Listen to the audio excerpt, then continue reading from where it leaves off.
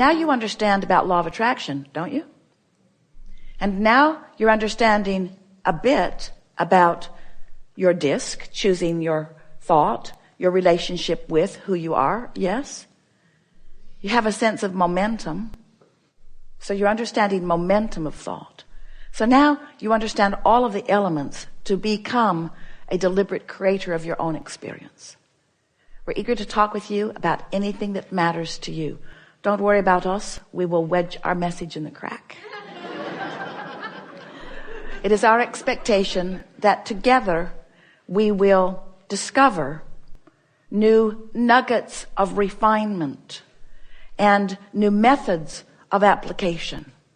And most of all, new heartfelt, from your standpoint, reason for more deliberate focus. We know that you want to be the deliberate creator of your experience. We know that for the most part you aren't the deliberate creator of your experience. That you are doing more creating by default, by habit of thought, by old belief, by old pipes, than you really mean to. A belief is just a thought you keep thinking. It's a habit of thought. It's a thought that has enough momentum that things are actualizing around it, and that's why you believe it. We just want you to know that you can choose your beliefs, and therefore you can choose what actualizes around them. You also will discover that you don't need to try to talk anybody else out of their beliefs, because in that effort, you talk yourself into them. Because you live in a universe of attraction, and there's no exclusion. So when you say, I don't want to think about that, you're thinking about that thing you don't want to think about. And if you think about that thing that you're not wanting to think about for 17 seconds, then another thing like it that you're not wanting to think about joins it. And then another, until that thing you're not wanting to think about has hold of you. It feels like it's thinking you. It isn't. You're thinking it. What do you want to talk about? Oh, it's going to be a really good day. Yeah. So we're eager to talk with you about anything that matters to you. We're going to be visiting about the momentum of your experience. Every subject is two subjects. On one end of this stick is what you want, and on the other end of it is the absence of the very same thing. So every subject is really two subjects, wanted and absence of it. So when you give your attention to something, whether it's something wanted or the absence of something wanted, when you give your attention to it and you maintain your attention for as little as 17 seconds, another thought like it will join it. And that's that thought momentum that we want you to focus upon.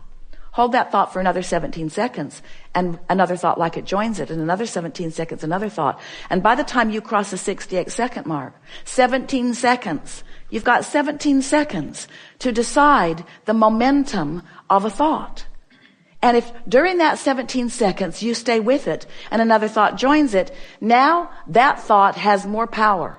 And once you cross that 68-second mark, you've got enough momentum going that it will be likely that you will follow through with the momentum of that thought into some sort of manifestation. So we just want to call your attention to that, because when you begin to recognize how powerful your thoughts are, it makes you want to flow them with a little bit more precision. This is going to be a conversation of true fine-tuning. We don't want you to freak out about the thoughts that you're thinking. We see you cancel, trying to suck them back. Esther said to someone the other day, I have something to tell you and I only have 17 seconds to do it in. She was very fast in her conversation. But we want you to realize that you have the capacity to choose a high-flying disc. Your probability of finding it is first thing in the morning, before other things have become active that make it more difficult. So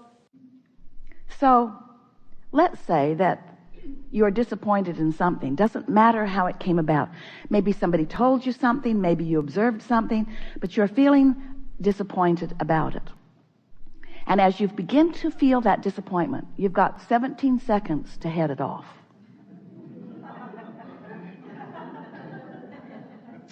Esther said to a friend the other day, There's something I need to tell you, and I've only got 17 seconds to do it in. So listen up. You've been saying to us for a while something that sounds a little bit like, Abraham, I've jumped out of an airplane. I have no parachute. What do you think I should do now? And we say, hang on, it'll be over in a little bit. Because there's a momentum that is underway that there is not a likely action that you're going to find that's going to change the direction of your free fall. So a similar thing happens when you get this thought momentum going. So let's say that you have this thought, and with this thought comes this feeling, but you're not queued up, you're not determined yet, you're not really wanting yet to maintain control of your thought. And so you just let the thought unfold. And as it does, you add more to it. Law of attraction actually adds more to it. You begin to remember other things like it. And now you're off and running. And now you've crossed the 68-second point, and so it seems logical to you that you should call someone and discuss this with them. And you know exactly who to call, don't you?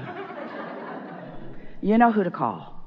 So you call that person who lets you vent and who often has insightful, equal things to say in return. So now you've really got good momentum going on this unwanted thing.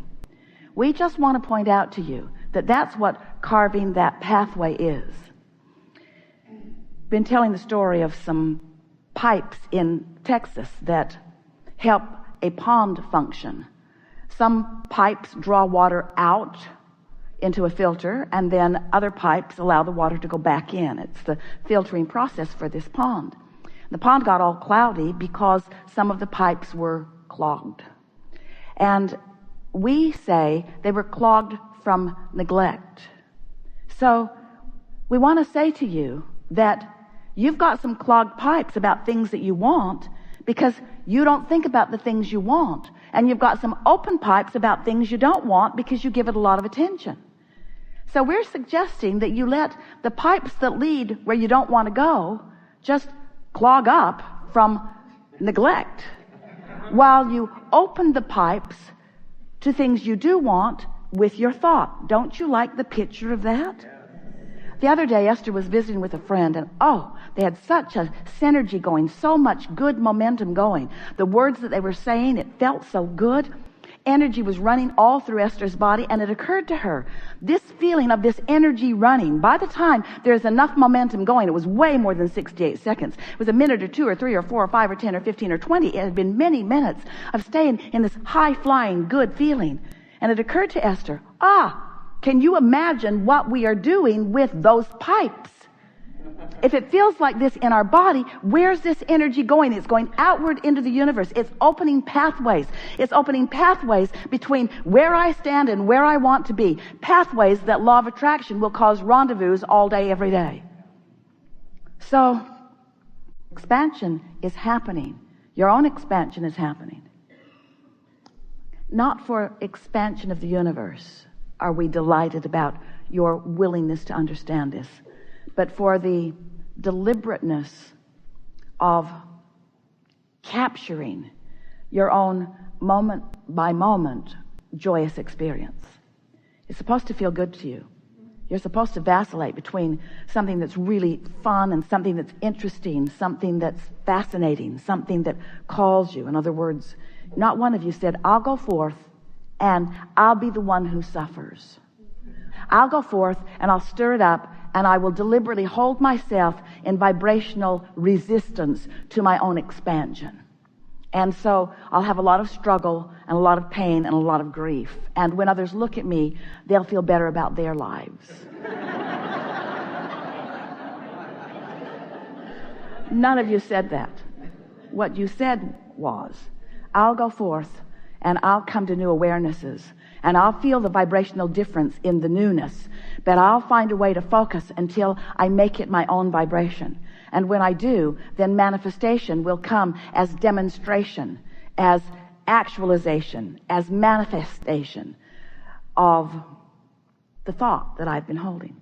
But it's not just the manifestations that are your indicator. It's not just those vivid demonstrations that we want you to focus on. It's the emotion in the moment, because the emotion in the moment is literally letting you know what pathway you're on. And the way you feel lets you know how you're going to feel when you get there. So, do you get the idea of this vibrational reality? So as we've been telling you the story of the vibrational reality, we have been calling it the vortex, the vibrational reality, the vortex of creation. Wrote a whole book about it. And we wanted to get your attention that as you expand, that we stand in your vortex, maintaining the frequency of what you've been asking for. But today we want to remind you that every thought you think is causing a vibrational version to be created. In other words, you've got vibrational versions of wanted and unwanted. There is a momentum to your thought. A momentum to your thought that causes the pipelines to be open. Pretty simple concept, isn't it? I'm going to open the pathways to things I want by talking about them in a way that feels good to me when I speak about them. And I'm going to let those pipelines that are leading to things I don't want just close up from neglect. And it is our promise to you that through those pipelines, through those vibrational pipelines, will come all manner of things to surprise and delight you. First thing that comes is emotion. Emotion is the first manifestation.